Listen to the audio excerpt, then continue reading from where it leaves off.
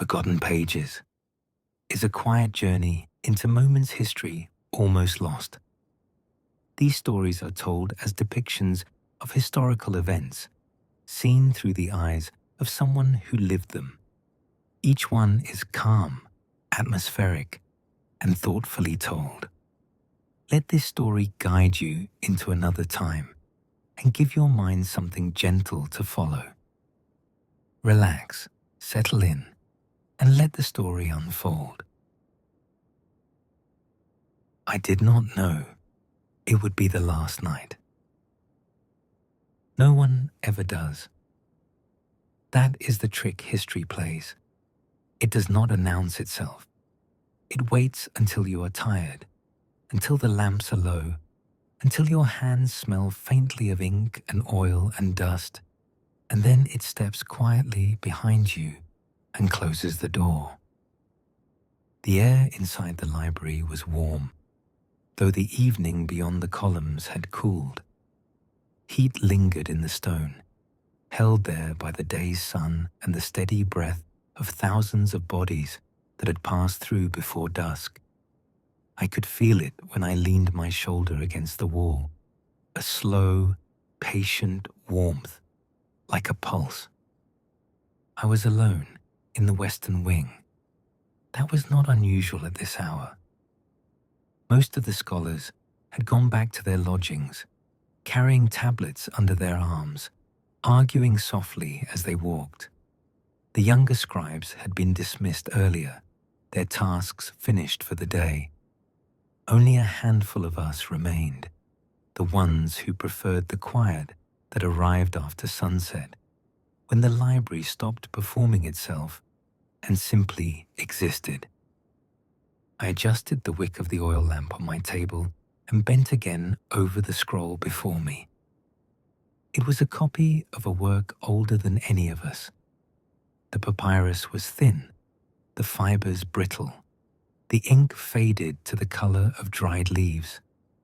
I had copied it twice already over the years. Tonight, I was correcting my own earlier hand, smoothing errors I had once been too young to notice. That was the work. It was always the work. We preserved what could be preserved. We copied. We compared. We argued over margins and meanings.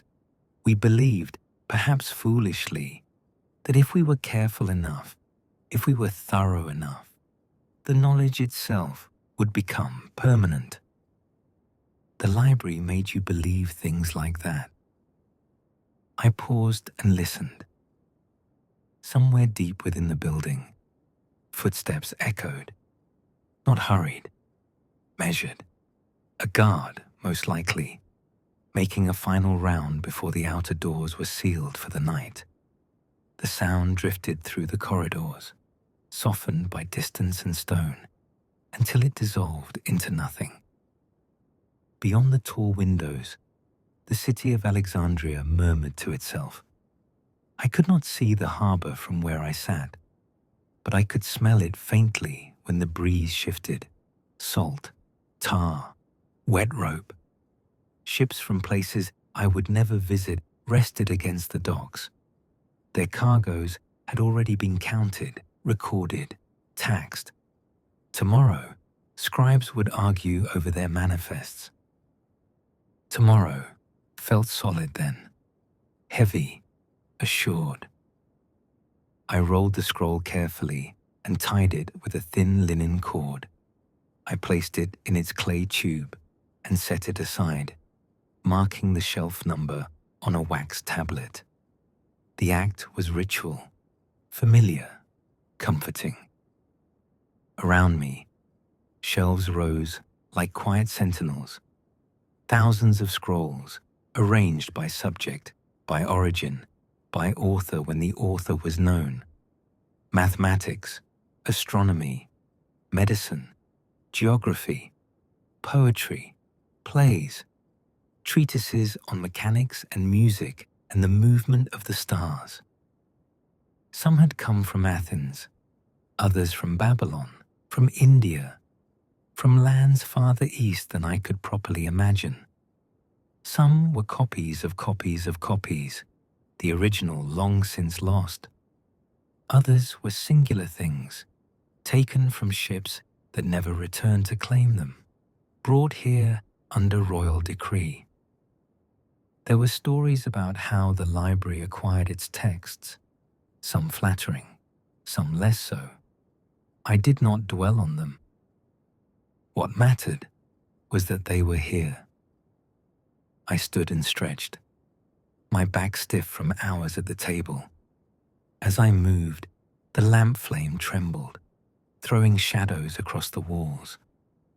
For a moment, the painted figures along the colonnade seemed to shift, philosophers leaning closer, muses listening more intently. I smiled at the thought. It was a childish fancy, but the library encouraged that too. You could not spend your life among voices from the past without beginning to feel that they were aware of you. I walked slowly down the aisle, running my fingers along the wooden shelf edges. The grain was smooth, worn down by generations of hands doing the same thing. In some places, small marks had been carved, symbols, initials, tiny notes left behind by scribes who wanted proof that they had existed. I had left my own mark once, years ago, hidden behind a shelf where no one would see it unless they were looking. A simple line, nothing more. I remembered the foolish pride I had felt at the time, as if the library itself would remember me because of it. Near the far end of the wing, a window stood partially open. I had left it that way earlier to let in the evening air. I crossed the room and closed it gently, careful not to let the latch click too loudly. Outside, torches burned along the main road. Their light flickered against the stone, restless. Something in the city felt unsettled. It was subtle, easy to dismiss. Alexandria was always noisy, always alive.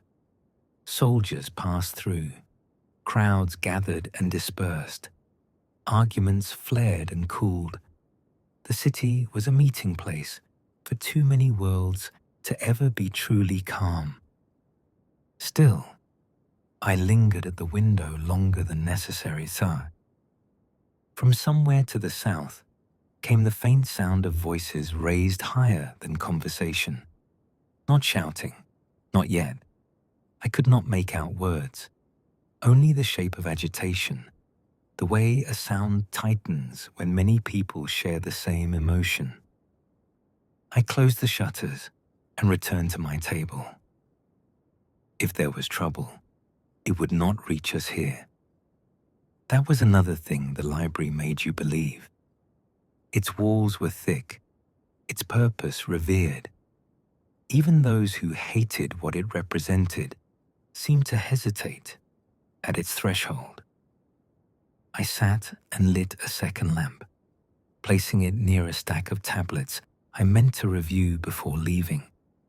The room brightened slightly, shadows retreating. On the top tablet was a list of newly arrived works awaiting cataloguing, a geometry text from Syracuse, a collection of medical observations from Kos, a star chart copied from an older Babylonian source. I traced the names with my finger, imagining the journeys each had taken to reach this room. Ships crossing dangerous waters, caravans moving slowly through heat and dust, hands passing knowledge forward, one generation trusting the next to be careful. A strange weight settled in my chest then. Not fear, something quieter, a sense of accumulation, as if too much had gathered in one place, balanced delicately. I pushed the thought aside. The library had endured wars, riots, political shifts. Fires had come and gone in the city beyond its walls. It had always remained. I dipped my stylus and began to work again. Time passed in that way it does when you are absorbed, stretching, thinning, losing its edges. The lamps burned lower. My eyes ached pleasantly. Outside, the city noises softened, then swelled again, then softened once more. At some point, a distant thud reverberated through the stone beneath my feet. I paused, stylus hovering. It was probably nothing. A cart striking a rut. A door slammed too hard. The library settled and creaked as it always did. Still, I waited, listening. Another sound followed. Voices again. Closer now. The tone had changed. Sharper, urgent. I set the stylus down and stood. I remember thinking, absurdly, that I should tidy my table before leaving, that it would be improper to abandon the work in disorder, that someone might see it in the morning and judge me.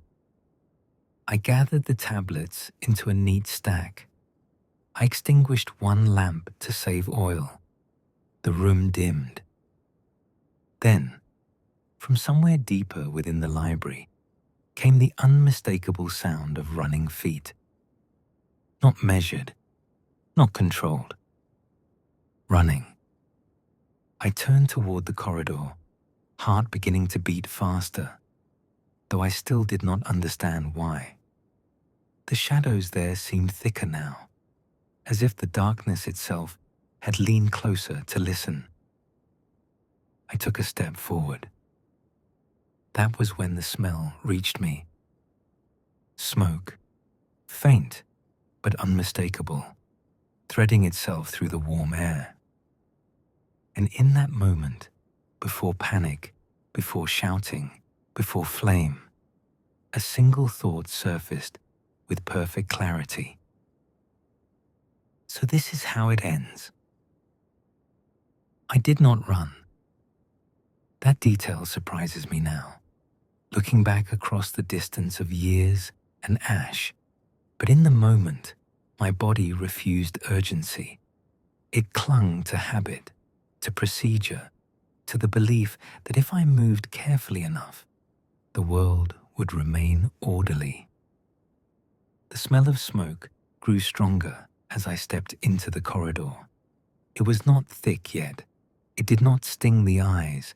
It was the smell of oil catching where it should not, of something small gone wrong somewhere far away.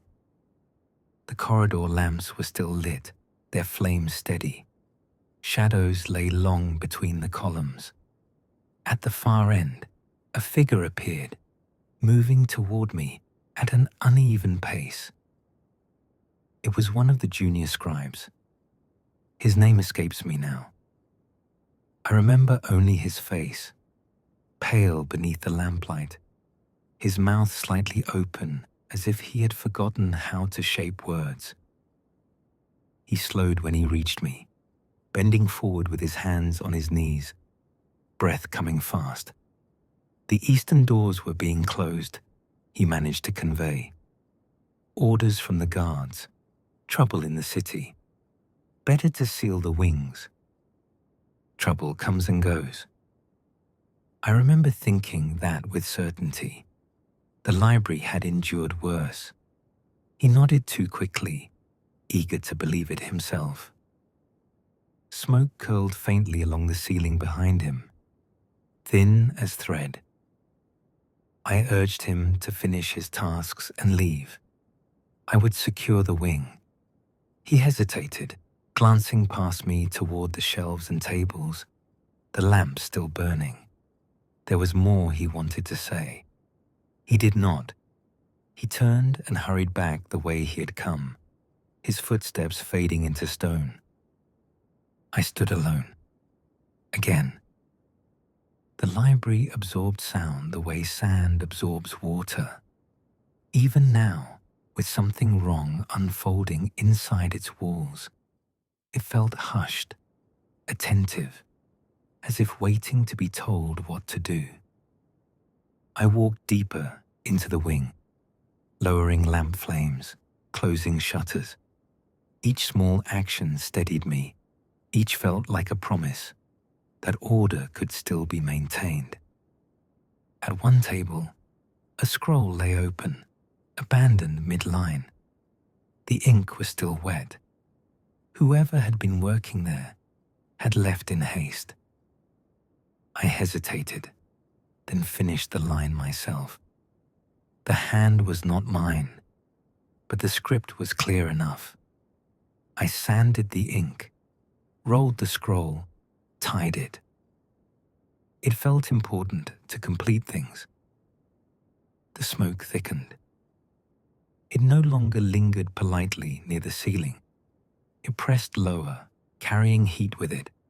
Beneath it all was a growing sound, constant and deep, like breath drawn too far and held. Fire. Still not near, but no longer distant. From the direction of the main halls came raised voices, overlapping, urgent. Metal struck stone. A sharp sound, then another.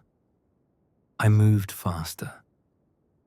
At the end of the aisle stood the catalogue room. Inside were the tablets that told us where everything belonged. Without them, the library would lose its memory of itself. The door stood open. Inside, a guard and a senior scholar faced one another, tension thick between them. The guard carried urgency in his posture, the weight of orders pressing down. The scholar carried something else, panic, sharpened by responsibility. The eastern wing had been compromised. The guard needed everyone out. The scholar knew what would be lost if the catalogues burned. When the scholar turned to me, his meaning was immediate. The importance of the room needed no explanation. I looked at the tablets lining the walls. Thousands of small anchors, each fixing knowledge to place. Without them, even what survived would become unmoored. For a moment, even the guard faltered. Then another shout echoed down the hall. Closer now. Hotter. The air shifted. Now. The guard left without waiting. The scholar moved first, grabbing tablets at random, clutching them to his chest as if they might protect him. I joined him. We worked quickly, silently, each taking what we could carry, knowing how absurd the effort was. Smoke poured into the room, stinging my eyes, scraping my throat. Heat pressed against my skin. Somewhere nearby, wood cracked sharply, a shelf collapsing, a door failing. We could not stay. The scholar hesitated, arms full, eyes scanning the room as if trying to decide what deserved survival. They cannot all go. The truth settled heavily between us. It decided him. He nodded once and followed me out. The corridor had changed. What had been warm was now suffocating. Lamps guttered, flames bending as air rushed toward the fire. Smoke rolled along the floor, hiding our steps. We moved towards the western exit, coughing, half blind. As we passed the long shelves, something inside me pulled hard and sudden, a reflex older than thought. I stopped. The scholar's urgency was unmistakable even without words. I turned back toward the shelves, toward the scrolls. There were works there that existed nowhere else. I knew them intimately. I had copied them, lived with them, argued with them in the quiet hours. I grabbed one tube, then another then a third. My hands shook. Linen cords slipped against my fingers. The scholar caught my arm. The meaning was clear. Enough, please. Another crack echoed, much closer. Heat surged. Sparks drifted through the smoke. I let the scrolls fall. They struck the stone with a small, soft sound, insignificant, and yet it landed harder than anything else that night.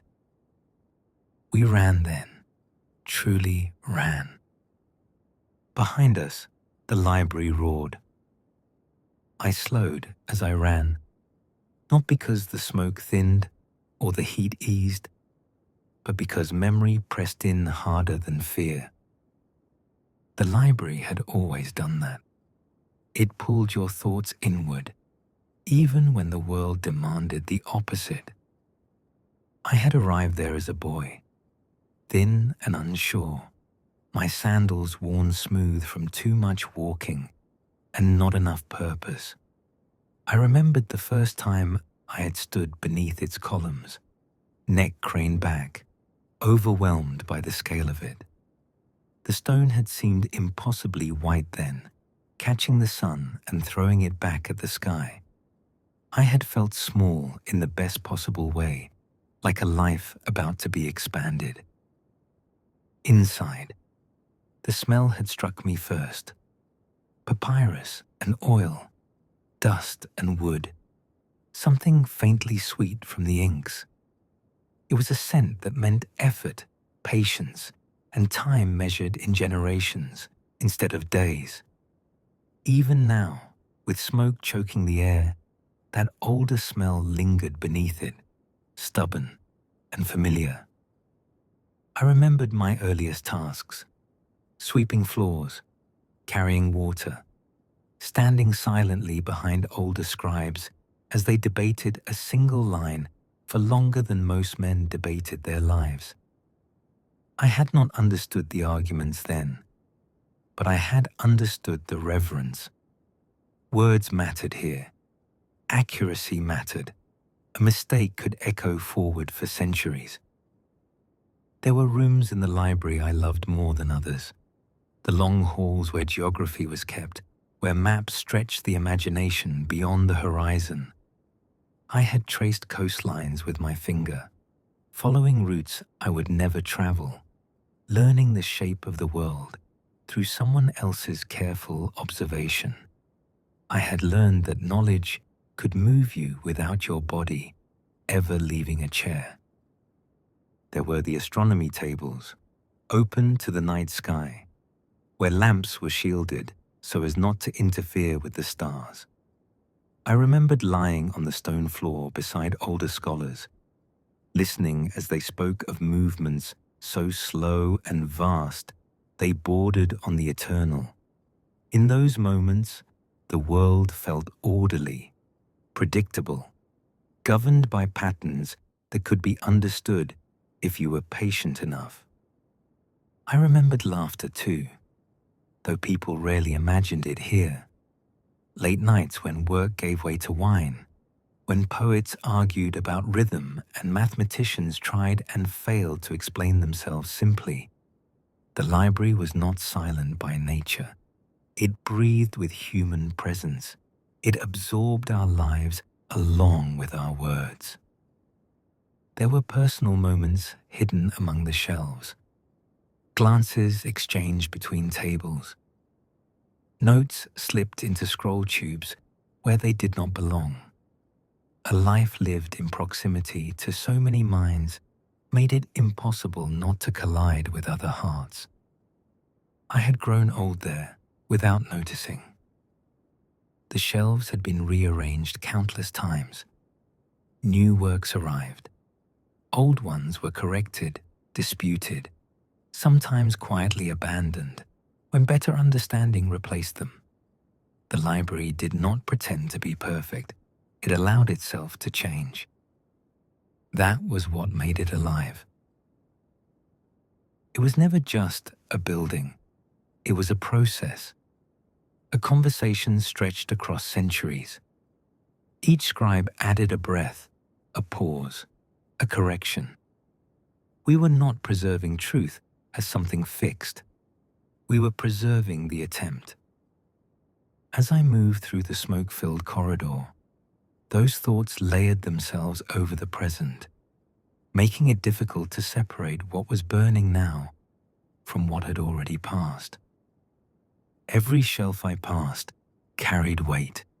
Every collapsed table felt like a memory erased mid-thought.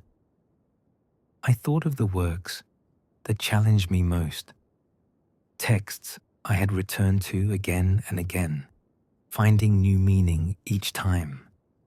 I thought of authors long dead whose voices felt closer to me than those of men I passed daily in the street.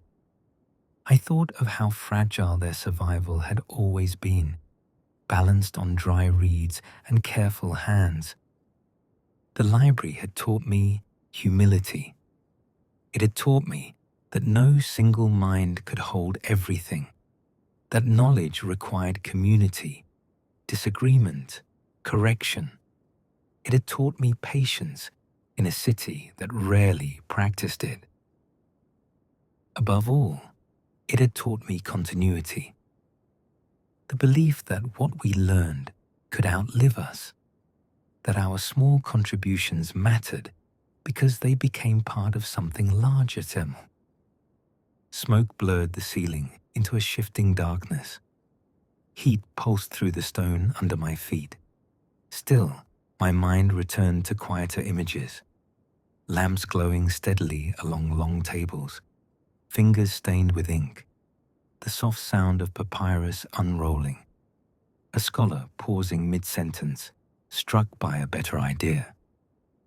I realized then that the grief rising in me was not only for what was being destroyed, but for the rhythm of life it had given me, the certainty of returning each day to a place where thinking was valued, where questions were welcomed, where time moved slowly enough to allow understanding.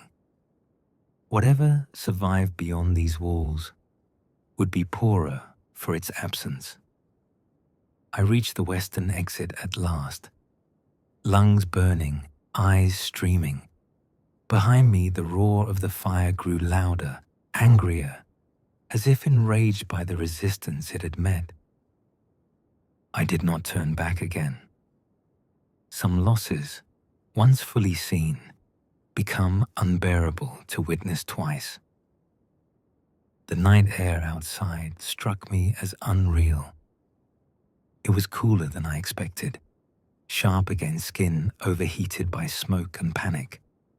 I stood just beyond the western exit, bent forward, hands on my knees, drawing breath that tasted of salt and ash. Around me, others gathered in loose, silent clusters. Scholars, guards, servants, faces lit by firelight reflected off stone walls that had not yet caught.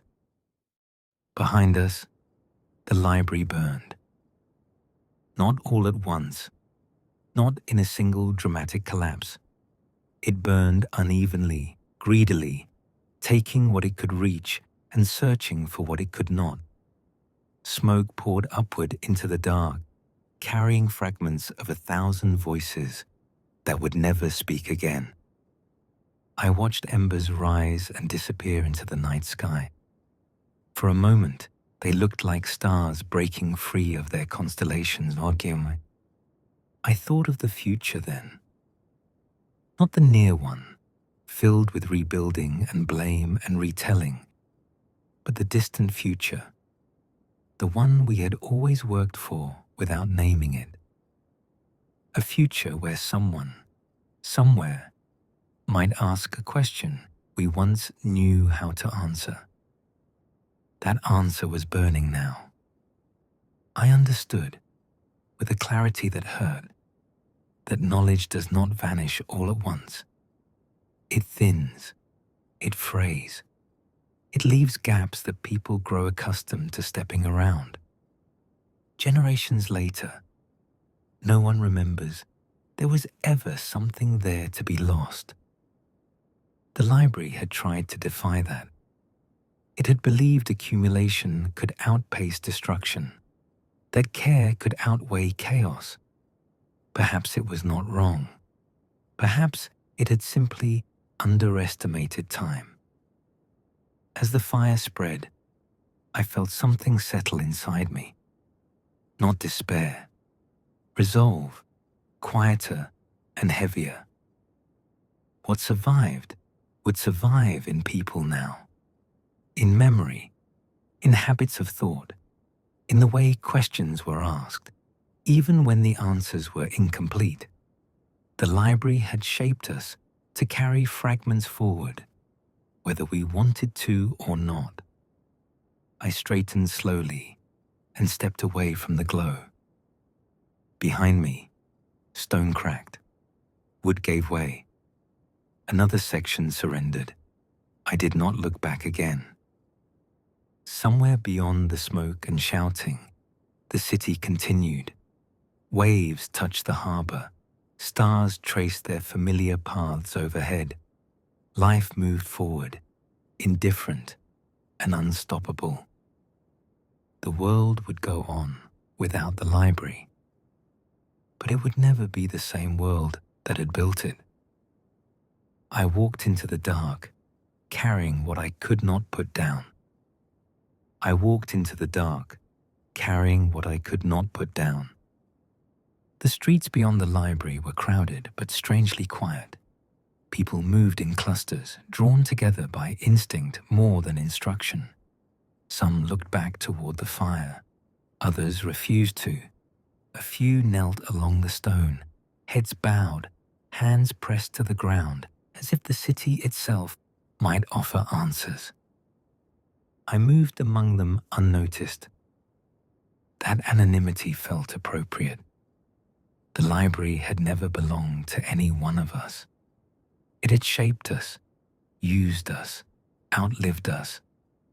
Now, it was passing beyond even that. Ash settled gently on my shoulders. It clung to my hair, my robe, my skin. Each flake was light enough to be ignored, but together they carried weight. Traces of papyrus, of ink, of wood shaped by careful hands, the remains of thoughts that had once believed they would endure. I brushed none of it away. Further down the road, the harbor lights flickered.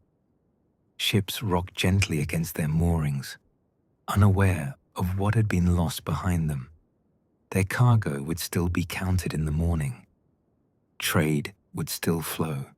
The city would still wake to noise and argument and heat. Life was stubborn that way. I found myself thinking of the earlier stories we kept. Not the grand ones, but the simple records. Lists of stars, measurements of shadow and stone, observations written by people who did not imagine an audience beyond the next generation. They had trusted us without knowing our names. We had failed them. The thought did not come with anger, only a quiet acceptance. Preservation had never been guaranteed. We had always known that, even if we pretended otherwise. I remembered a teacher once saying that knowledge is not a thing you store, but a thing you practice. At the time, I had dismissed it as philosophy. Standing there, coated in ash, I finally understood. What mattered was not the building, or even the scrolls. It was the habit of asking, of recording, of doubting and correcting and trying again. That habit could survive fire if it lived deeply enough in people. Around me, others began to speak softly, not about the library itself, but about what came next, where to sleep, who was missing, who had made it out, practical concerns, already reasserting themselves. I let their voices wash over me. At some point, the fire's roar softened. not because it had burned out, but because there was less left to consume. Smoke still rose, but the worst of it had passed. The sky above the city lightened slightly, hinting at a coming dawn. I realized then that this night would be retold many times. Each telling would simplify it, sharpen it, turn it into a lesson or a warning or a symbol. Names would be attached, causes argued, blame assigned. Centuries from now, people would speak of the library as an idea more than a place. They would argue about how much was lost. They would never quite grasp what it felt like to walk its halls, to know which floorboard creaked, to recognize a colleague's handwriting at a distance, to feel time stretch long enough for understanding to take root. That knowledge had burned with the building. The ash continued to fall, thinner now, drifting toward the sea. I followed it with my eyes until it vanished into darkness. When the sun rose, I would find work again. Not the same work, not in the same place, but the habit would remain, the need to observe, to remember, to pass something forward. That, more than stone or scroll, was what the library had taught me. And that, I knew, was how it would survive.